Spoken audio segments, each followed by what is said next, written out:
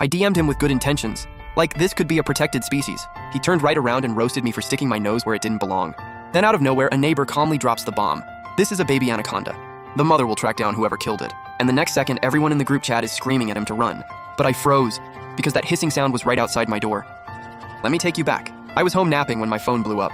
A notification from the residents' group chat. I opened it, and this greasy photo pops up.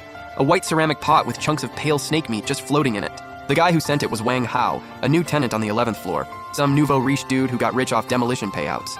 Got something good today, boys. Super nutritious. That whole new money energy was practically oozing through the screen. Instantly, a bunch of attention-seeking neighbors started sucking up. Dude, what is that? It looks insane. Looks so good. Wang, you really know how to live, man. I stared at the texture of that snake meat in the photo, and my gut just dropped. As an illustrator, I'm hyper-aware of animal shapes and textures. This was no ordinary snake.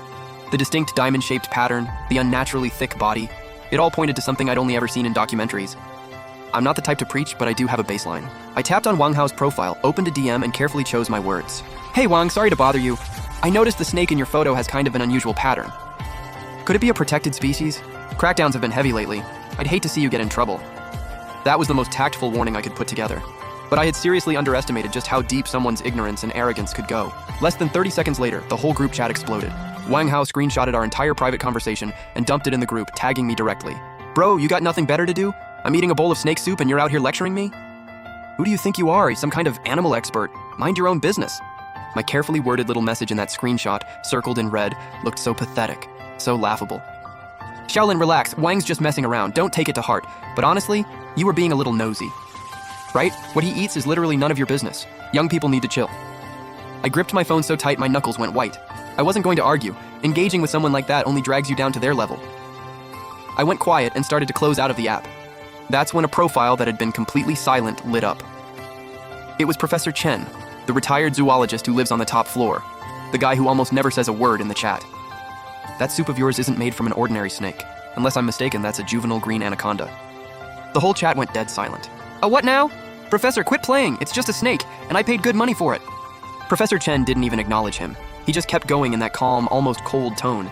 The green anaconda is the largest snake species alive today. Adults can exceed 30 feet in length. It is an apex predator. They're viviparous.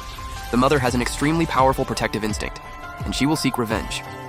Her sense of smell is razor sharp. She can track the scent her young release at death for miles. You killed her young and cooked it over high heat. The scent will travel through your building's ventilation system. The mother is most likely already on her way to you. I am not joking. Lock your doors and windows, call the police, and get out of that building. Every single word hit that group chat like a sledgehammer. Dead silence. All the neighbors who'd just been mocking me, completely frozen. Oh my God, you need to run. Lord have mercy. Oh no, oh no, oh no, what do we do? Everyone was tagging Wang Hao, screaming at him to get out. Straight up panic mode. Wang Hao completely lost it, spamming terrified emojis, all that cocky energy gone in an instant. I watched it all unfold on my screen. No satisfaction, no, I told you so. Just this hollow, surreal dread. And right then, a sound made every single hair on my body stand on end. Hissing, right outside my door. How? Why my door? Professor Chen said the mother would track Wang Hao. Wang Hao's on the 11th floor. I'm on the 10th. She should be going to him. I just stood there, completely frozen. Forgot to breathe. My phone kept going off like crazy, messages flooding in non-stop, but I couldn't read a single word. Every sense I had was locked onto that thin door in front of me. The hissing was getting louder, closer, like something massive and ice cold was slowly sliding against the other side of the door. I didn't dare make a sound, didn't dare breathe. That front door I walked through every single day had become the only thing standing between me and death. I tiptoed over and tried to look through the peephole to see what was out there. I leaned in, pitch black. The peephole was blocked, pure terror. My stomach turned inside out. I almost threw up right there. Right then, my phone went absolutely insane. The group chat was exploding, messages tagging me, flooding the entire screen. I can hear something. Is the snake at your door? You're supposed to be the snake guy, right? What's going on? Did you bring it here? You were warning me about it this afternoon. Did you know about this the whole time?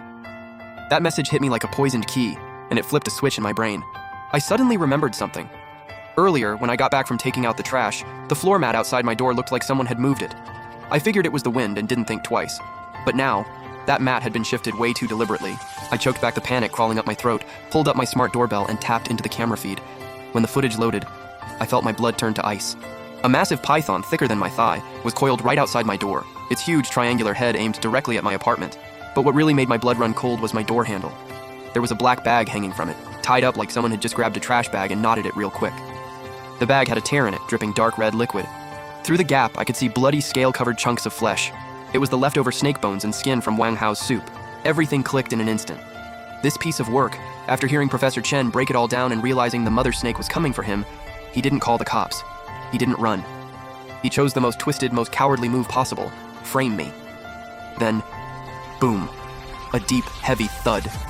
The door shook hard. The anaconda had started throwing its entire body at the door, over and over, each hit harder than the last. The door frame was groaning under the pressure. Dust rained down the walls. My legs gave out and I hit the cold floor. The terror drained Ook and a white-hot rage flooded in. I typed in the group chat, hands shaking so bad I could barely hold my phone. "Wang Hao, that was you. You hung the snake scraps on my door." The message detonated in the chat. Wang Hao replied almost instantly, dripping fake outrage. "Are you out of your mind? You're seriously blaming me? Maybe you own a pet snake. Maybe you did some weird stuff that brought it here." His ability to flip the script was genuinely impressive. Some neighbors who'd been on my side started to waver. "Shaolin, you can't just accuse someone without proof. Wang's been talking in the chat this whole time. When would he have even had the chance?"